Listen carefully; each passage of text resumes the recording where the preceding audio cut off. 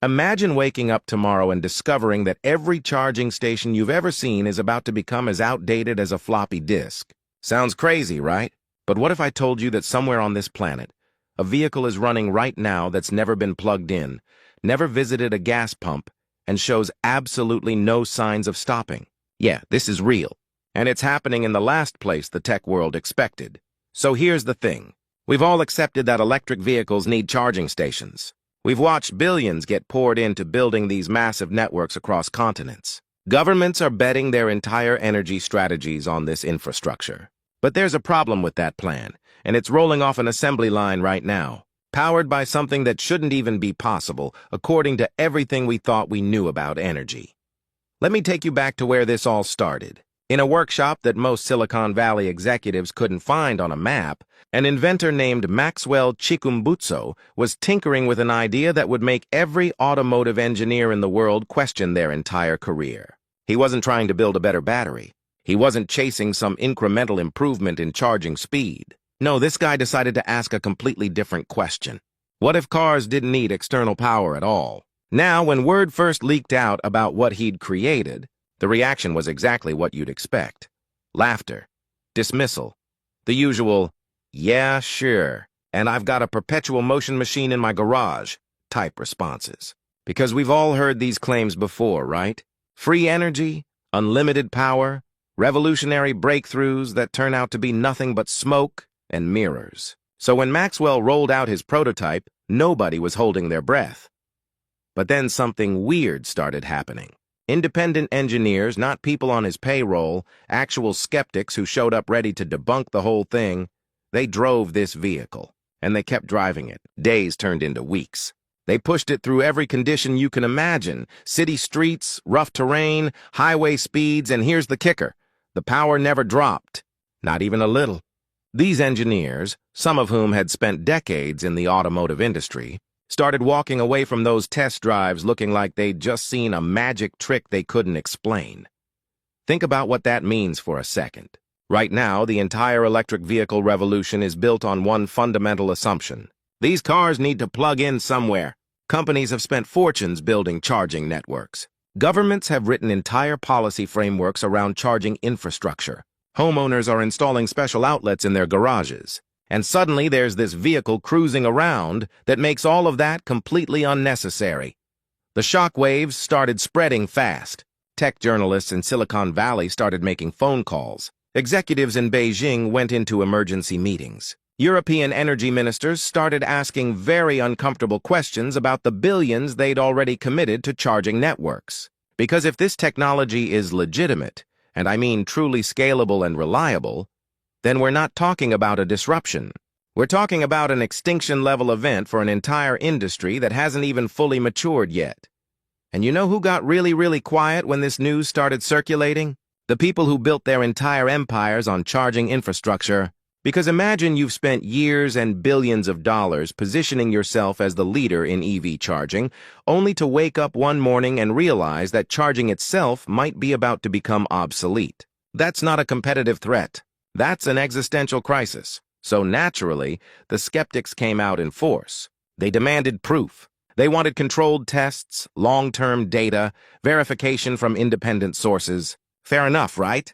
Anyone can make claims. Show us the receipts. And that's exactly what happened next. Maxwell agreed to something that would make most inventors break out in a cold sweat. A 30-day continuous test. No stops, no hidden charging sessions. Just the vehicle running non-stop under observation by international engineers who were actively looking for any sign of deception. Day 1 passed, then day 5, then day 15. The engineers kept checking, kept monitoring, kept waiting for the moment when the facade would crack and they'd discover the hidden power source. But that moment never came. 30 days straight, and the vehicle just kept going like it had tapped into some invisible reservoir of energy that nobody else knew existed. When those 30 days ended, some of these engineers, hardcore skeptics who'd arrived ready to expose a fraud, actually went on record saying this changed everything they thought they understood about energy systems. Now here's where it gets really interesting. Word about these tests couldn't stay contained. Whispers started circulating through the tech world. Intelligence agencies started paying attention. Major automotive corporations began quietly dispatching teams to investigate. And the media, well, they couldn't decide whether they'd just stumbled onto the story of the century or the most elaborate hoax in automotive history. But the people who were really paying attention, the ones who understood what was at stake, they weren't laughing anymore. Oil executives started convening urgent strategy sessions. Because if vehicles can generate their own power indefinitely, what happens to fuel demand? Investment firms began reassessing their positions in charging infrastructure companies. Policymakers started sweating over the billions they'd already committed to building out charging networks that might be obsolete before they're even completed. And then Maxwell dropped another bombshell. He wasn't content with just proving the concept with a single vehicle. He announced plans to build an entire production facility, a factory specifically designed to manufacture these self-powered vehicles at scale. Most people thought he was getting ahead of himself, but Maxwell had a different vision. He invited observers from around the world to witness the first production run. When those factory doors opened, engineers from multiple continents stood there watching vehicle after vehicle roll off the line. No charging ports, no fuel tanks, just sleek, functional machines that somehow powered themselves. One by one, they were test-driven away from the facility, and every single one performed exactly as promised. The silence among the observers was deafening, because in that moment, everyone in that room understood they were watching the automotive industry's assumptions crumble in real time. The next morning, global headlines exploded. Financial markets started reacting. Policymakers began emergency consultations. Energy companies found themselves answering very difficult questions from their shareholders. And somewhere in all this chaos, Maxwell gave an interview that cut straight to the heart of everything. He looked directly at the camera and said this technology isn't about any one country or corporation. It's about fundamentally changing who controls access to energy. That statement sent another shockwave through the industry. Because he wasn't just talking about cars anymore. He was talking about power dynamics, about resource control, about whether energy would remain something that ordinary people had to constantly pay for, or whether it could become something genuinely accessible. And that message resonated far beyond just automotive circles. Of course, not everyone was thrilled about this development. Strange things started happening around the facility. Security cameras caught suspicious figures attempting to infiltrate the premises. When they were intercepted, the equipment they were carrying turned out to be sophisticated surveillance technology, the kind that's not exactly available at your local electronics store. This wasn't random crime. This was coordinated, professional, and clearly backed by serious resources. Suddenly, the stakes became crystal clear. This wasn't just about building a better car. This was about who would control the next generation of energy technology. And there were powerful entities out there who had invested far too much in the current system to let it be disrupted without a fight. Cyber attacks targeted the facility's systems. Supply shipments mysteriously went missing. Engineers reported being followed. The message was obvious. This technology had become a threat to some very established interests. But here's what made this story really fascinating. Instead of backing down or selling out to the highest bidder, Maxwell doubled down. He announced the ultimate challenge, a 100-day continuous endurance test, fully transparent, open to any observer who wanted to verify the results. Skeptics said it was impossible. Critics claimed he was bluffing. But day after day, week after week, those vehicles kept running without interruption. By the time that 100th day arrived, something fundamental had shifted. This wasn't speculation anymore. This wasn't hype or exaggeration. The data was irrefutable. These vehicles could genuinely operate indefinitely without external power sources.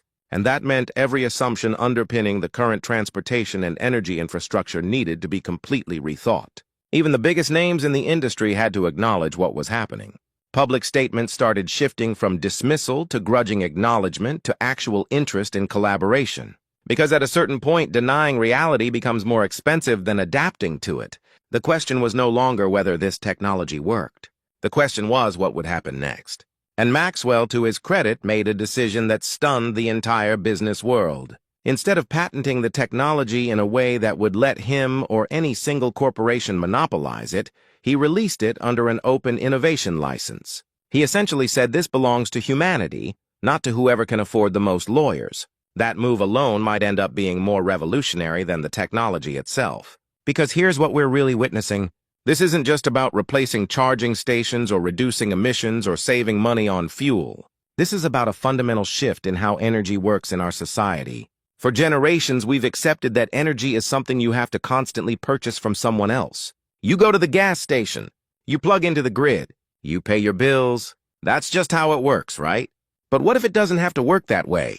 What if vehicles and maybe eventually homes and entire communities could generate their own power continuously? What does that do to energy markets? What does it do to geopolitics? What does it do to the massive corporations that have built their empires on controlling energy distribution? Those aren't small questions. Those are the questions that reshape civilizations. Now look, I know what some of you are thinking. This sounds too good to be true. And historically, yeah. Claims about revolutionary energy breakthroughs usually don't pan out. But here's the difference. This isn't just theoretical. It's not just calculations on paper or promising lab results. These vehicles exist. They've been driven. They've been tested by independent observers who had every reason to be skeptical.